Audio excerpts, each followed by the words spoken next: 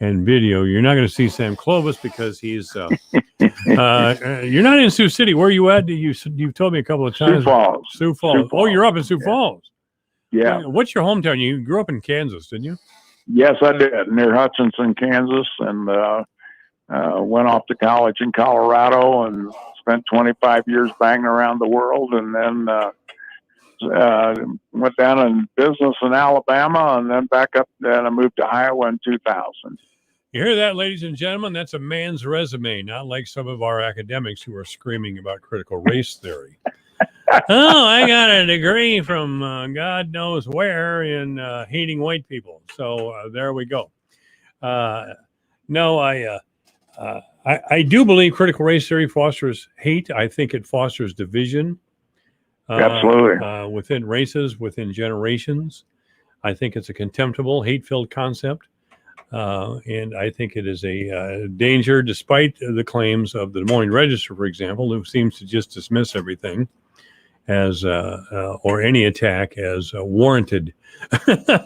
Yes, we deserve this sort of thing. I don't know. Maybe the Des Moines Register does deserve it, but certainly the rest of us do not. The thing is that I can't believe that anybody that has any intellectual honesty or understands at all.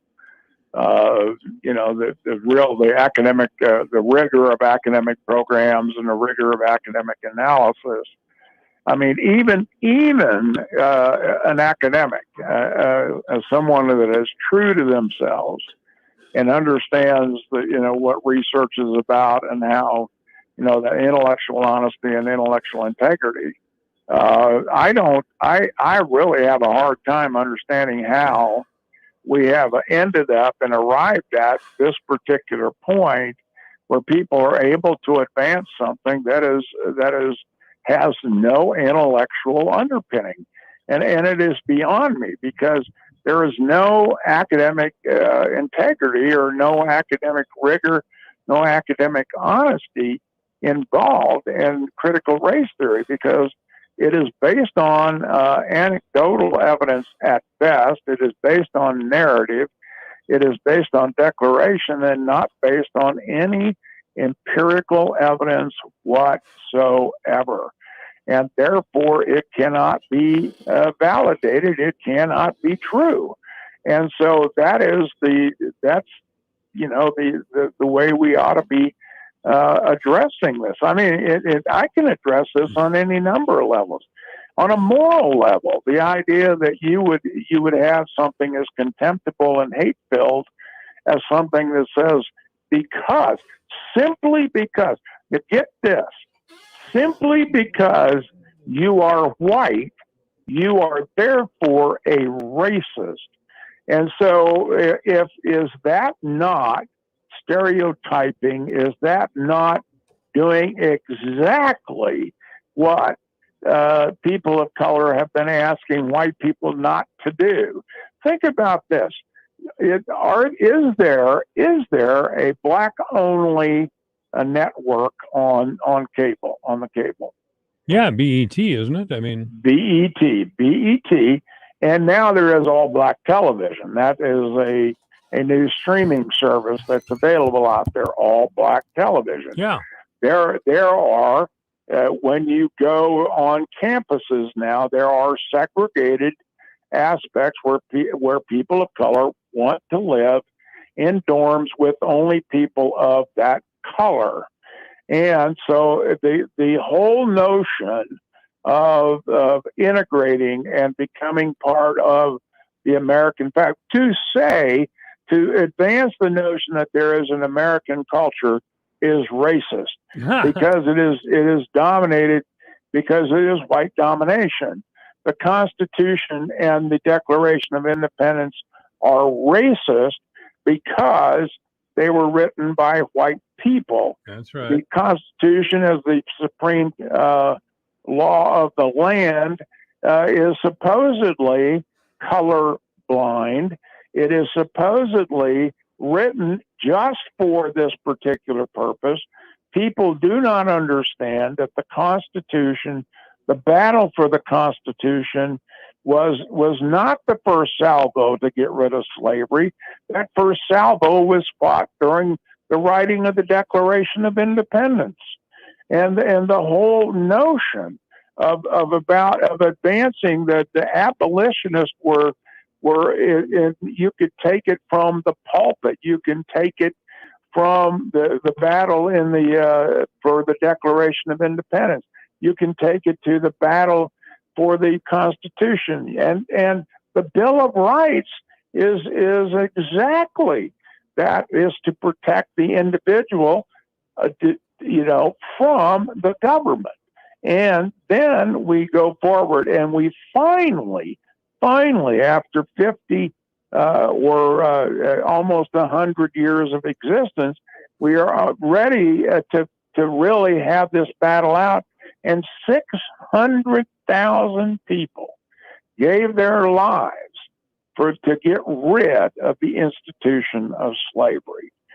600,000 Americans gave their lives, mostly white, gave their lives to get rid of slavery. Well, go right ahead. I'm sorry. No. And then we proceed, and I don't need to give a history lesson for everyone on how the Supreme Court comes forward and blocks things and creates the situation for Jim Crow laws. And then we finally start to get that solution, and we finally start to see the nonviolent efforts on the part of Martin Luther King and his organizations and the people that he inspired to go forward, to be able to come to where we are, to the point today where America, of all the societies, is about as colorblind as there are. If you go to almost any other country and almost any other continent, you will find bigotry based along lines of whether it be color, religion, or any other number of areas. The amount of bigotry that you find inside the United States is minuscule compared to what you would find in other places around the world. So this is still the place. Why does everybody want to come and live here?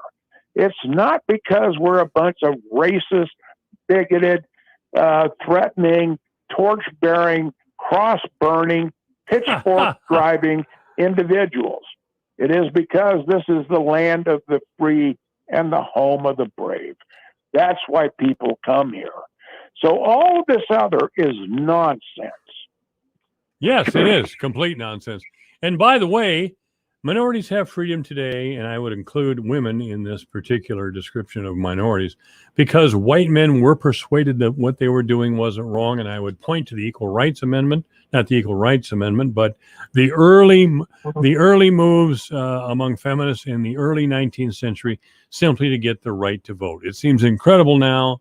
Even people our age, we're you're a few years older than I am, but we're hovering around that 70 mark, early 70s. It seems incredible that women actually had to fight to get the right to vote, but they continued to fight. They convinced men that denying them the right to vote was wrong, and men, not women, passed the laws necessary to allow women to vote. Now, they would have never done it without activism from women, and women deserve the primary credit. But most of the great activist movements, if we were really a racist and sexist country, would have been crushed by the government, which at that time was run by men. The marches, even the riots of the late 60s, if we'd have followed the example of China, for example, in the Tiananmen Square, that would all have been over a long time ago. We didn't. We're not that kind of people. We should be proud of who we are. And to have some people, some academics who simply create things out of thin air is an outrage, and we're supposed to take it seriously. I just don't. What they're not doing is they're not attacking the fundamental cultural and social issues that we have going on in our society. One is to take a look at the out of wedlock birth rate that we see, and take a look at what does that cost? What is the cost of that to society? What is the cost of fatherless homes? What is the cost of low high school graduation rates? What is the cost of all of these issues and go back and take a look at equal opportunity inside the school systems in the inner cities. Take a look at those schools. And it's not the amount of money that we throw at them. It's the amount of, it is the factor that that the collective bargaining agreements among the teachers, it damages those minorities more than anyone else. And there is empirical evidence to prove that. And by some of the great scholars, and of all of those bastions of conservative thought, like Stanford University, that's where a lot of this research comes from, that really does address this notion that we are not getting at the baseline and the fundamental problems. It's not white people. It's not because you're white that every black person is oppressed in this country. I don't think Ben Carson thinks that he's been oppressed. I don't think that there are a lot of the. Take a look at the people that are making $400 million for 10 years to go out and play basketball. I don't think that those people feel particularly oppressed. Oh, I don't know. You haven't talked with LeBron James lately. Well, but, does LeBron been oppressed? I'm having a hard time with that. I mean, and I really am. And so I think about, this premise of advancing, and it is a false premise. So I can't even acknowledge it as an academic. I can't acknowledge something that is based on a false premise to begin with. I won't even discuss it, like I have for the last hour. But it is just this idea that it is not worthy of intellectual discussion. It is not. No, it really isn't. Let me read a description. This kind of started with a book that was published in 2018 called White Fragility. This was written by a white woman, of course, Robin DiAngelo, who was described as an anti-racist educator. Yeah. Anyway, Robin DiAngelo, and I'm reading directly from a description of the book, Robin DiAngelo deftly illuminates the phenomenon of white fragility and allows us to understand racism as a practice not restricted to bad people. Referring to the defensive moves that white people make when challenged racially, white fragility is characterized by emotions such as anger, fear, and guilt, and by behaviors including argumentation and silence. And otherwise, reason and dialogue, Sam, are out. These behaviors, in turn, function to reinstate white racial equilibrium and prevent any meaningful cross-racial dialogue. Yes, blaming somebody because they're white prevents any meaningful cross-racial dialogue. And assuming that the only culture to be criticized is white culture. Because as I've said on this program more than once, if you want to have an honest discussion about race, I'm here.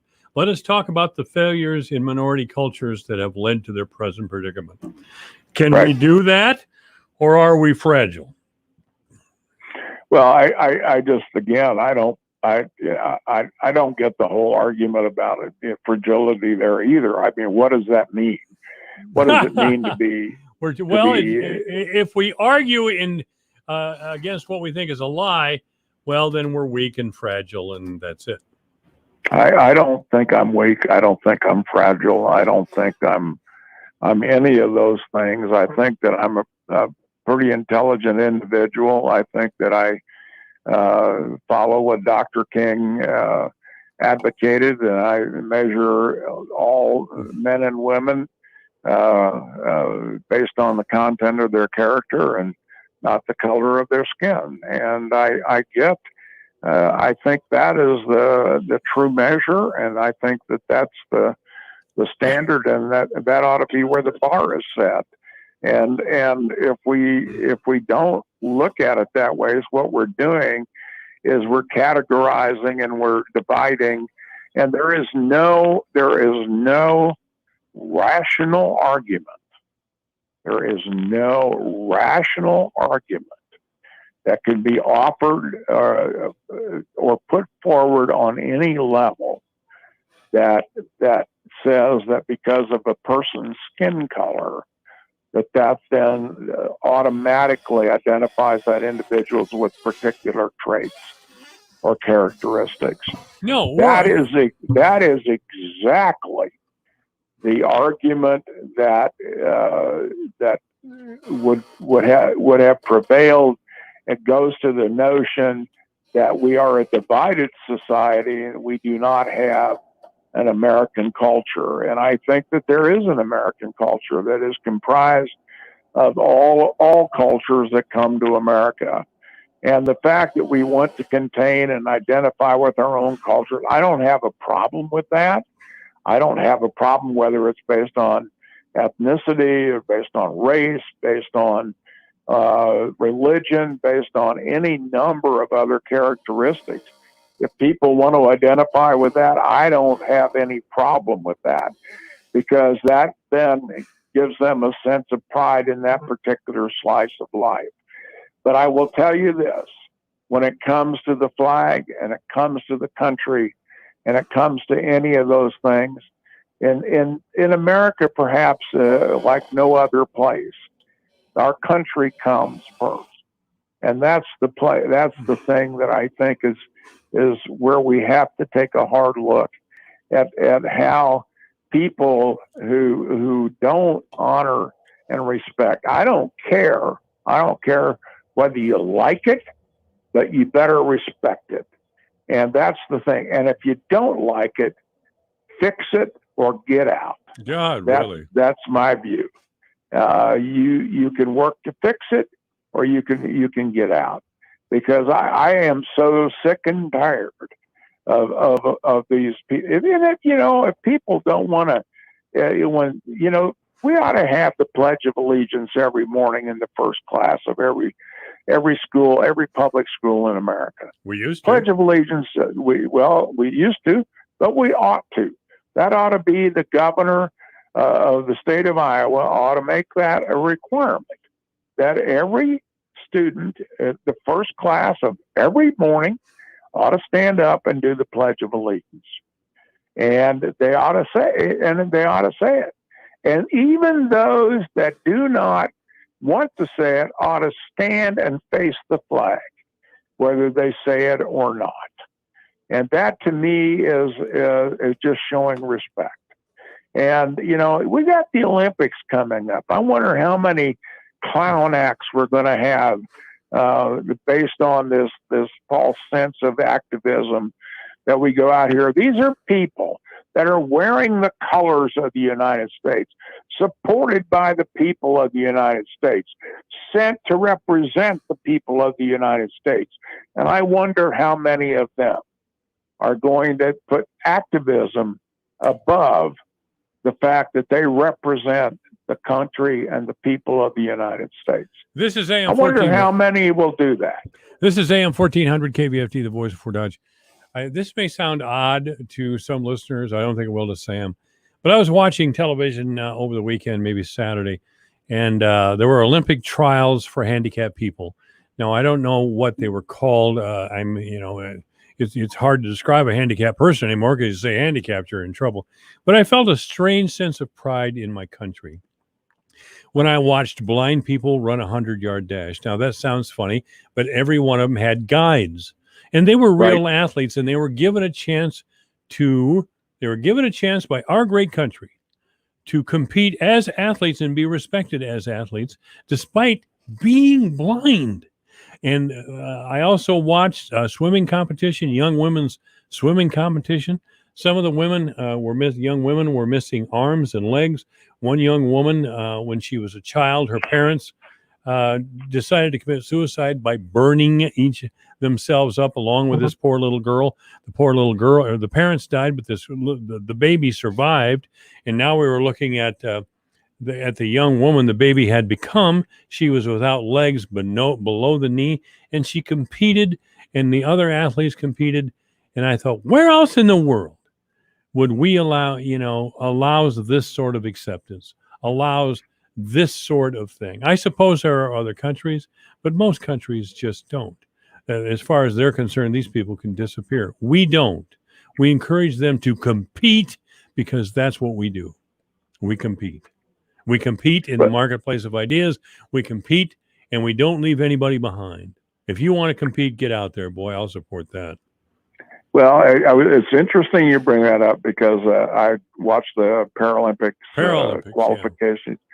qualifications myself, and because I'm a Paralympic para athlete now myself. Yeah. If I were to do that, and I kept thinking, so what does a 71-year-old man have to compete in?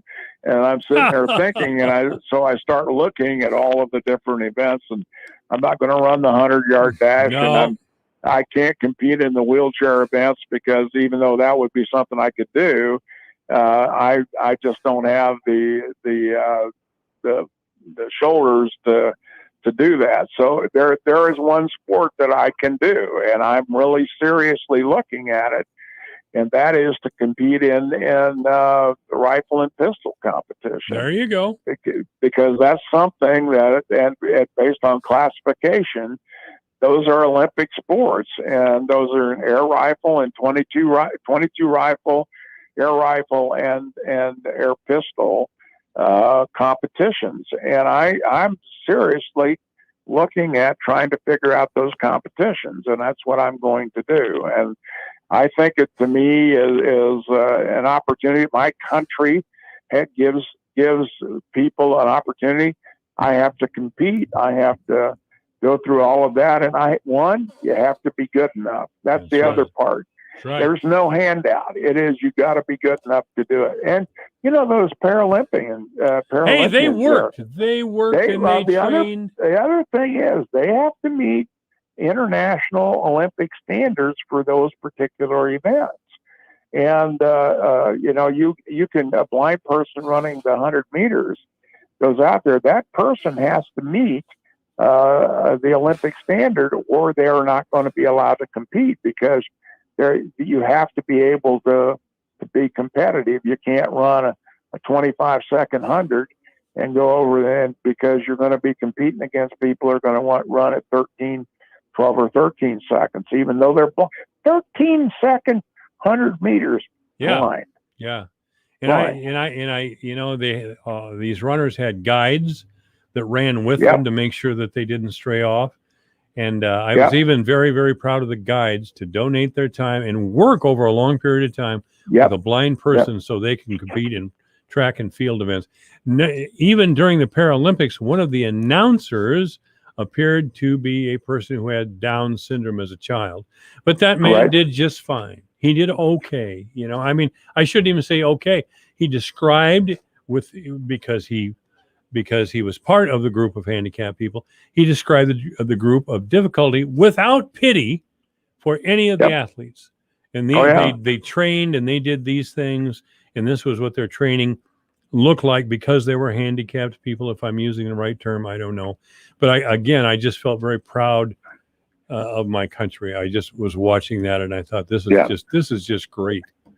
I can tell you, as one of the big adjustments I've had to make since being in a wheelchair is that people look at you differently, and people that know you know what you are and know who you are, know your capabilities, and you know that your intellect and all of that. Other people that don't know you look at you, and they do stereotype. They do. They take a look at you, and they make judgments based on what they see. Sure. And Sam, it's something I've had to get used to. Sam, always great to talk to you. We'll talk with you again probably in 2 weeks, because we got the 4th of July coming up. Thank you, Sam. Sam Clovis has been our guest. Yep. I'm Dave Ramsey. Join me every Monday through Friday afternoon from 5 to 8 p.m. on AM 1400 KVFD Fort Dodge.